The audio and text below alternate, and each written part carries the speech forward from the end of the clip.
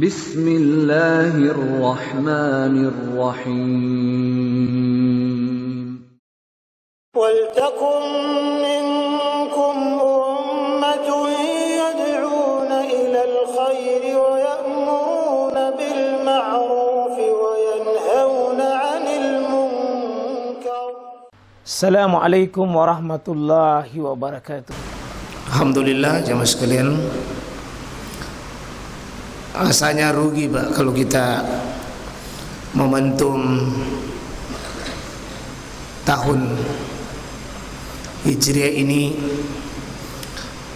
lalu kita hanya mengenang tahunnya, tahun baru, bulannya bulan Al-Muharram, tapi tidak ada spirit, ruh dari Hijriah itu sendiri pada pikiran kita, sikap kita.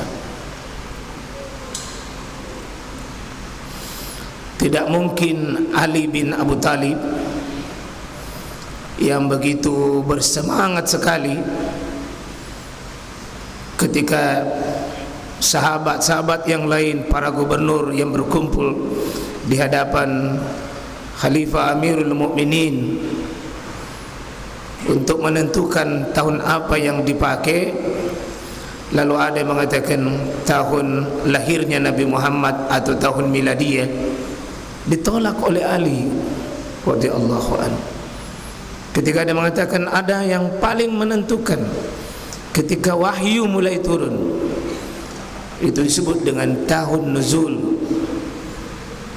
Tidak mungkin Ali menolak itu, karena dia paham bagaimana ini pengaruh Quran dalam hati manusia.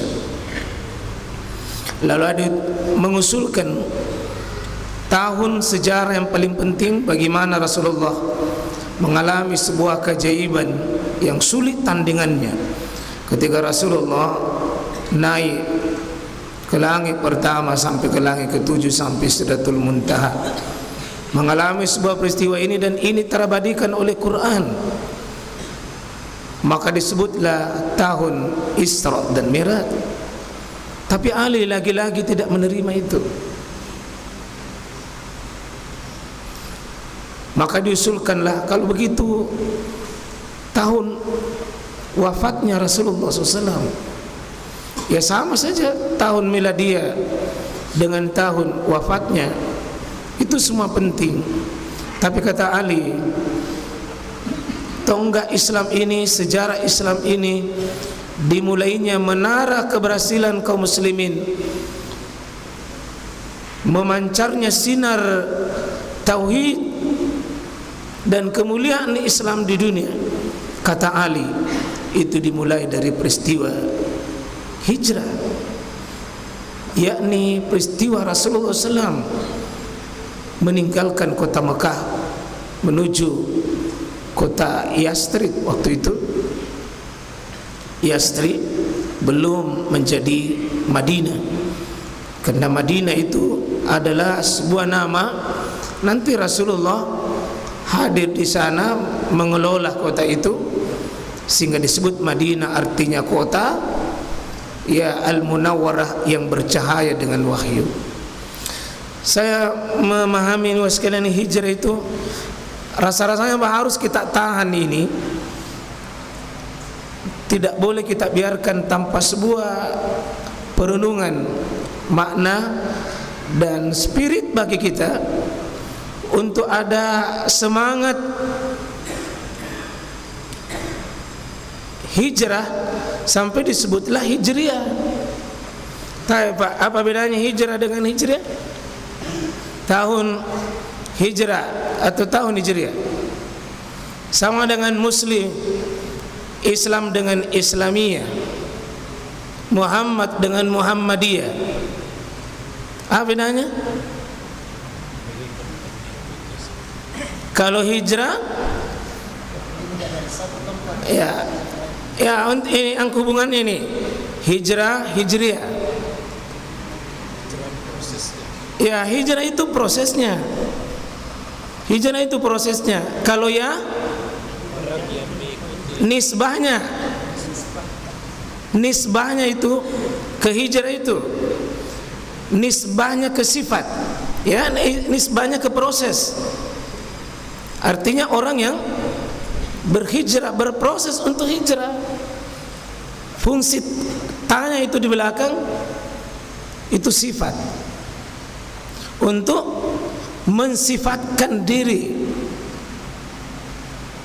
Jadi kalau disebut tahun hijrah belum seberapa. Kita sekarang kan disebut bukan tahun hijrah, tapi hijriyah. Apa maknanya? Apa maknanya?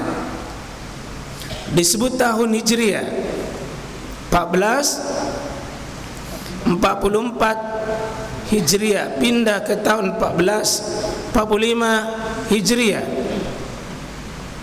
Artinya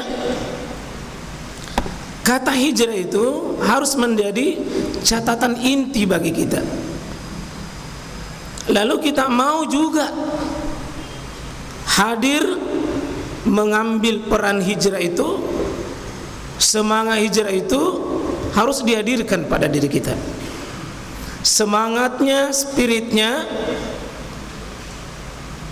itu mesti dihadirkan pada diri kita, sehingga kita ini hijriyah, berproses memikirkan, mengambil peran sebagaimana dulu Nabi dengan sahabat mengalami peristiwa itu. Seolah-olah kita disuruh hadirkan bagaimana Nabi, para sahabat itu melakukan hijrah. Kita hadirkan hijriahnya. Kira-kira sudah ada sedikit dipaham kira-kira begini ya? Ada kira-kira bisa dipaham nih? Hijriah itu bagaimana hadir yang pernah dilakukan dulu itu, kemudian mengkristal juga pada diri kita sifat-sifat itu. Hadir juga semangat sahabat itu berproses melakukan hijrah, kita hadirkan hijrah mereka itu seolah-olah kita alami. Itulah spirit hijriah. So, kalau tidak ini mas, kalian rasa-rasa itu tahun hijrah ini lewat tanpa momentum. Hijrah itu momentum hijrah. Hijrah itu momentum perubahan, momentum lebih baik. Ada sebuah kekuatan keberanian diri untuk berani meninggalkan apa yang ditinggalkan oleh Nabi dengan para sahabat. Saat hijrah itu ada pasti selalu dua, ada yang ditinggalkan dan ada yang dituju. Kira-kira begitu ya? Hijrah itu ada yang ditinggalkan, ada yang dituju. Hijrah itu berproses meninggalkan sesuatu menuju kepada sesuatu. Itulah hijrah. Dulu Nabi hijrahnya fisik, sahabat dulu hijrahnya fisik. Mekah, Yasrib, atau Mekah yang kita sebut hari ini Madinah. Berapa jaraknya ya? Kurang lebih 450 kilo. Bisa antum bayangkan kota Mekah Madinah dengan cuaca kurang lebih 50 derajat. Tidak ada gedung-gedung begini Mekah Madinah. Tidak ada minimarket itu, tidak ada Alfamart, tidak ada Indomaret. Itu berjalan kaki 450 kilo, pohon pun susah didapat. Mau singgah di sungai-sungai tidak ada, gunung, bukit, jalan kaki, pikul beban, nyawa taruhannya. Ini yang maksud saya mas sekalian, mereka adalah sama dengan kita. sama dengan kita. Apakah di momentum tahun baru Islam ini hadirkah itu sotingan sahabat dahulu di kalbu-kalbu kita, di pikiran-pikiran kita itu, supaya kita ini jangan terlalu cengeng menghadapi ini perubahan ya ikhwan. Ini nanti kalau ini napiliki kita punya anak ini hijrah ini kan, Anda hijrah dari mana nak? Berubah dari mana? Dari rumah ke pondok. Berapa jaraknya rumah ke pondok? Sampai 450 kilo? Tidak jika pandi? Kolaka ada ya? Dari Kolaka ke sini jalan kaki? Tidak juga. Mungkin Anda cuma tidur-tidur di mobil.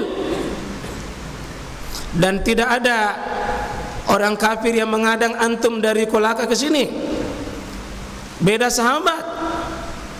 Seperti Sinan bin Malik itu dihadang di tengah perjalanan, disuruh memilih hartamu atau agamamu. Hartamu atau agamamu. Dia bawa emas. Sinan ini seorang pengusaha, kira-kira pengusaha sukses di Mekah, tapi harus dia tinggalkan usahanya, rumahnya, keluarganya, kampungnya, ya semua yang dicintai di Mekah, tinggalkan semua untuk menuju sebuah kampung Yastrib. Anda ada keluarga, tidak ada om tante, tidak ada sahabat, tidak ada siapa-siapa di Madinah. Hanya satu, kalau di Mekah tidak aman imannya, tidak bisa sujud, tidak bisa baca Quran, tidak bisa berekspresi beribadah, terbelenggu. Punya rumah, punya keluarga, punya pasangan hidup, punya anak, semua ditinggal. Sekarang saya tanya ya sekarang, seandainya kita di posisi itu, coba tanya diri kita. Seandainya kita itu di Mekah, ada rumah, ada pekerjaan, ada keluarga, semua dapat, tapi satu yang tidak bebas, menyatakan syahadat susah, pergi ke masjid susah, beribadah susah. Sahabat melewatinya. Apa kekuatan sahabat itu mas? Saya mohon bantuan antum. Kira-kira sahabat itu di mana kekuatannya? Apa letak yang membuat sahabat itu bisa lewat itu? Apa kira-kira kekuatannya? Tauhidnya, jihadnya. Apalagi kira-kira seorang mau tinggalkan rumah, istri, suami, anak, rumahnya, emasnya, dia lempar itu demi ada satu, cinta akhirat.